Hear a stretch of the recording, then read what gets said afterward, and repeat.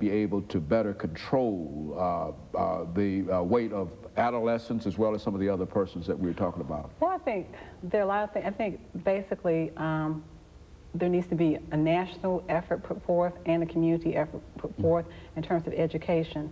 I know particularly in terms of my work with minorities and particularly adolescents, the adolescents who receive some of the supplementary foods, they're high in fat, etc. I think if we can implement changes in terms of the government, in terms of the types of food that we provide, that would be one, because you can't change behavior if they just don't have access to those particular items. I think also just in terms of community resources, I could develop an ideal program, but if they don't have the resources, that's important. I think it's also important, and I think probably the most important, is provide social support to this population, because obese persons are highly discriminated against. They feel lonely, they feel isolated, and we need to understand their problems, and they're not to be blamed for their condition. I think Dr. Schlunt, he described the different eating styles, but also in describing the eating styles, there are some people who don't eat much, and what room do they have? So they can't be blamed for being obese. Maybe there's something else that they need to do. So we need to kind of understand and educate the community in terms of what are some of the limitations and what are some of the other factors that account for the condition. I think there needs to be implementation in terms of overall wellness and health in terms of the school system. I know right now that physical education is an option, and I think those things need to be emphasized.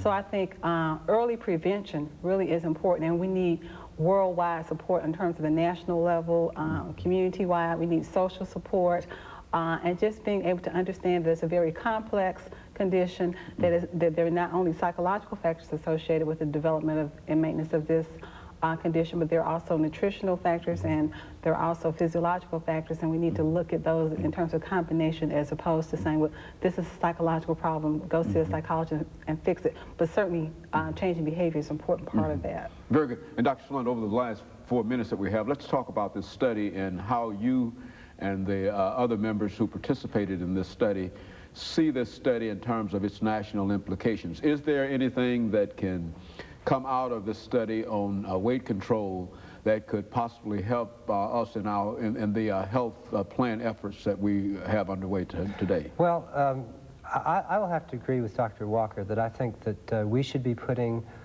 most of our effort into prevention. That if we can find the mechanisms whereby people initially start gaining weight, either in childhood, adolescence, or often the data shows that women between the ages of 25 and 35 are most vulnerable to a large weight gain, probably associated with childbearing. So if we can discover the times in a person's life when weight gain is likely to occur, the factors that are associated with that, and then begin targeting with prevention programs, because I think if you can keep people from gaining weight in the first place, it's much better off. That oftentimes when a person has a 25-year history of carrying a large amount of fat on their body, it's very difficult to make that much different at that point. And I think what has to be emphasized this morning, and I think both of you would agree, is that this has more to do with than anything that has to do with appearance, because essentially we're talking about health. We're talking about cardiovascular diseases, we're talking about strokes, we're talking about just a whole variety. Adult onset diabetes is a big problem in both African American and Native American next couple of minutes, let's talk about that, because I think that a lot of folks, when they think about weight control, they generally think about appearance, but it has much more to do with it. It's the very essence of life itself. Well, let me say this, that in order to improve your health, by targeting lifestyle change with a low-fat diet and exercise, I think almost everybody, it's within their power to do that. What will happen is that if you look at your diet, what you're eating, cut out a lot of the fat, let's say go even down to 20% of your calories from fat or lower, begin being active, don't necessarily have to go overboard. What will happen is your body will change over a period of 2 to 3 years, become increasingly strong, increasingly healthy. You won't end up looking skinny. You won't end up being like a fashion model, but you'll be healthier. Now, what frustrates people is they go on a diet, it doesn't really change their appearance the way they want. They get frustrated and they give up. So if health is the goal, health is attainable, I believe.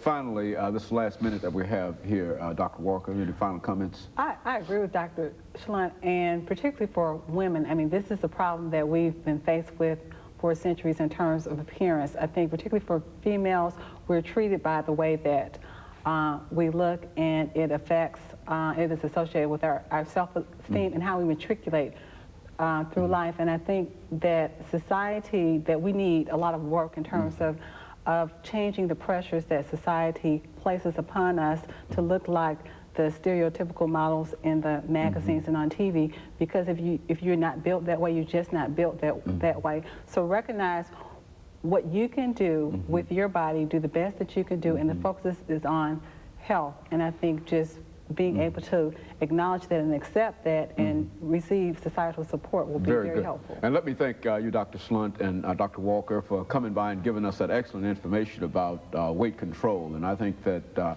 certainly it will be very, very profitable for our audience. And let me encourage you to tune in again next week for another informative edition of Comments. Thank you and good morning.